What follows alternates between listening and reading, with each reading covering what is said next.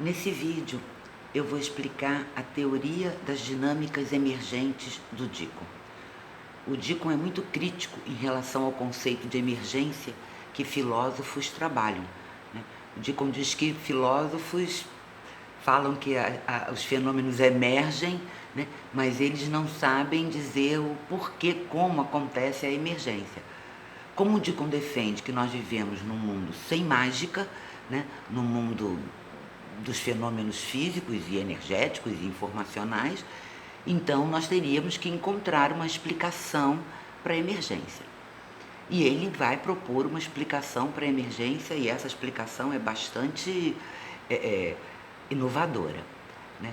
Então ele vai dizer o seguinte, que dado uma base de fenômenos homeodinâmicos, como por exemplo os sistemas termodinâmicos, né, onde há uma dispersão, e como conhecemos que a natureza da complexidade, né, é a desordem, a ordem e a auto-organização, então, dado esse sistema, né, homeodinâmico, né, como por exemplo os sistemas termodinâmicos, né, onde impera a desordem, né, qualquer informação que se processe contra a desordem, a dissipação, vai se constituir numa ordem, numa auto-organização, né?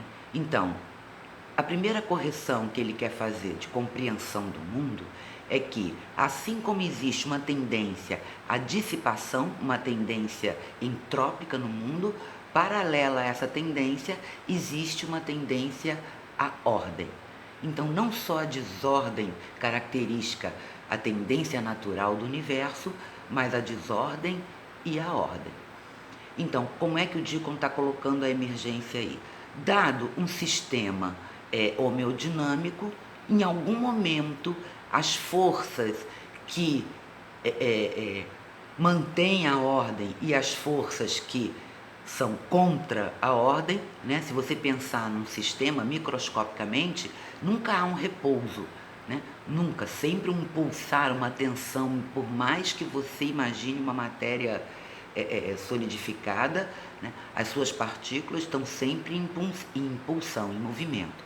Então o que ele quer dizer é que esse movimento, que a princípio tenta resistir a qualquer modificação, né, tem um certo grau de resistência, e as forças as configurações que atuam para alterar esse sistema, para levar ele para dissipação ou para ordem, né? Então, da tensão entre essas forças internas, gera-se uma configuração específica, e essa configuração específica permite emergir, né? É uma espécie de lacuna, uma espécie de contexto que vai obrigar a emergir um fenômeno de nova ordem, que seria, no caso, um fenômeno morfodinâmico, né? Morfo quer dizer ordem, né? Forma. Então, fenômenos morfodinâmicos que emergem espontaneamente de fenômenos homeodinâmicos o fazem, né? Porque as tensões entre as forças que o Deacon vai chamar de ortogrades e contragrades, né? Forças a favor forças pela manutenção do sistema como ele está, e forças pela alteração do sistema. Então, em algum momento, essas forças vão configurar uma situação, um contexto, e que daí vai emergir um contexto, é uma lacuna que não pode emergir qualquer coisa, né? A única coisa que pode emergir quando você tem uma certa situação num sistema homeodinâmico é uma morfodinâmica, é alguma coisa ligada à ordem. Então, da mesma forma, né, quando você tem sistemas morfodinâmicos, sistemas que trabalham pela ordem, como por exemplo ciclones, né, sistemas que a gente chama de auto-organizados. Então, quando a situação da auto-organização oferece um contexto, uma lacuna, uma situação específica, daí emerge, nessa situação específica, emerge fenômenos teleodinâmicos, os fenômenos direcionados, né, os fenômenos teleológicos que predicam, fazem parte da natureza, né? Inclusive, isso é uma questão que ele discute muito com filósofos, de que nós não podemos evitar uma teleologia, porque a natureza é teleológica. Então, vou pegar um exemplo que o próprio autor usa para justificar, né, para exemplificar essa dinâmica, a teoria das dinâmicas emergentes. Diz ele assim, ó, imagina uma primeira macromolécula. Essa primeira macromolécula, né, venceu a dissipação, a desordem sistêmica, apresentando fenômenos auto-organizados, como encapsulamento, autocatálise, esses dois, por exemplo, né? Então, esses fenômenos, para emergirem, eles precisam que a sua base material continue mantendo-se na mesma situação estrutural da qual emerge, né, essa morfodinâmica. Então, uma vez emergido o encapsulamento e a autocatálise, né, a situação de autocatálise e autoencapsulamento, junto com outros fenômenos auto-organizados e físico-químicos, né, constrói uma estrutura, uma lacuna, um ambiente, uma restrição, seria a melhor palavra que Dickon ia usar, né? Uma restrição, e dessa restrição, a única coisa que pode emergir, que emergiu, foi uma ordem, como, por exemplo, a automanutenção da primeira macromolécula, né? A automanutenção é um fenômeno teleológico, porque ele tem como fim, né, uma manutenção, a preservação daquela estrutura dinâmica, daquela estrutura macromolecular. Então, a explicação dele é que, para emergir um fenômeno teleodinâmico, é necessário que se mantenha num patamar dinâmico, né, que se mantenha acontecendo os fenômenos morfodinâmicos, auto-organizados, e para que esses fenômenos morfodinâmicos se mantenham, é necessário manter os fenômenos homeodinâmicos. Eu vou tentar dar uma explicação menos técnica, né, para a compreensão do fenômeno de emergência do Dickon, porque é realmente uma teoria muito ousada. O Dickon está fazendo uma proposta para que a gente amplie a noção de trabalho físico, né, como a física vem adotando há séculos, né? Para ele, existe um trabalho realizado, né, por uma informação, um trabalho que ele vai chamar de semiótico, que é de direcionar a energia. Já houve uma discussão entre os físicos se a informação seria matéria e energia, e parece que chegaram a um consenso que a informação não é nem matéria nem energia. O que o Dickon está dizendo é que a informação é uma espécie de lacuna, de estrutura, que só permite ser completada por um elemento ausente. Ele insiste muito nesse elemento ausente, né?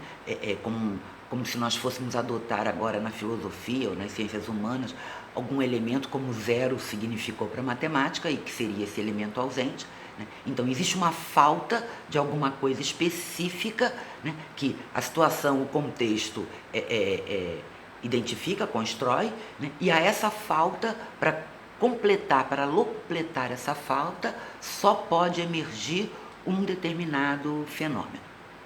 Vou tentar dar um exemplo assim bem corriqueiro, né? É quando você tem um tanque de água e abre o ralo, né? Naquele tanque, daqui a pouco, começa a haver uma rotação, e, se tudo continuar ao acaso, né, continuar acontecendo naturalmente, ele vai começar a girar para sair mais rápido. Então, encaixando isso na explicação do Dickon, significaria que, né, naquele contexto ali, dentro do tanque, com aquelas forças e com aquela configuração, a única emergência possível é a emergência, vamos rodar, da rotação, né? A água não poderia se solidificar ou montar canudos como nas células de Bernard, ou fazer correntes, como em outros fenômenos, ciclópicas, né? Mas ela faz, ela configura a emergência, né? Exatamente do vamos rodar. Então é isso que ele está querendo dizer. Ele está querendo dizer que se você conseguir manipular os ingredientes de um sistema termodinâmico numa estruturação certa, numa lacuna certa, numa restrição, né? Porque qualquer elemento que para dissipação inaugura uma ordem é uma restrição à dissipação, né? Então, uma restrição, se não é dissipatório, então é pró-organização. Esse é o raciocínio dele, né? As restrições ambientais, ele propõe que nós pensemos o mundo da natureza, que nós atualizemos a nossa forma de pensar, né? Em vez de pensar nas coisas em forma, em relação ao fundo, que prestemos mais atenção no fundo, né? Porque o fundo é justamente o contexto restritivo que vai permitir que certas homeodinâmicas, morfodinâmicas e teleodinâmicas emerjam, né? E se nós conseguirmos estruturar, se nós conseguirmos montar, construir, né, um ambiente, um contexto de restrição similar, então sim nós vamos ser capazes de fazer emergir os fenômenos teleodinâmicos e morfodinâmicos, como os teleodinâmicos principalmente, como vida e consciência.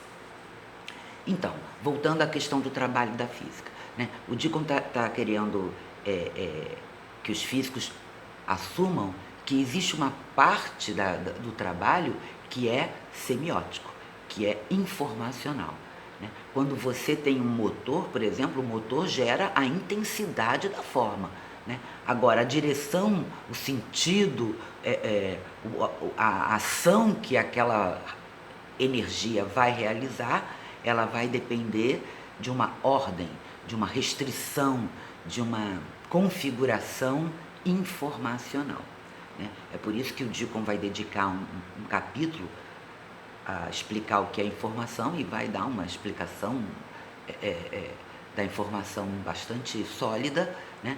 Para corroborar esse conceito dele de emergência como um fenômeno que se pode reproduzir, né? Ele quer acabar com o vínculo de fenômeno teleológico a qualquer coisa mental ou a qualquer coisa fora do sistema, né? E naturalizar a teleologia, né? Ele quer que a ciência assuma que os sistemas no mundo, no universo, têm uma teleologia, né? Eles se auto-organizam e essa auto-organização acaba delimitando, definindo uma determinada finalidade, né? Um determinado fim, que é justamente o que caracteriza a teleologia.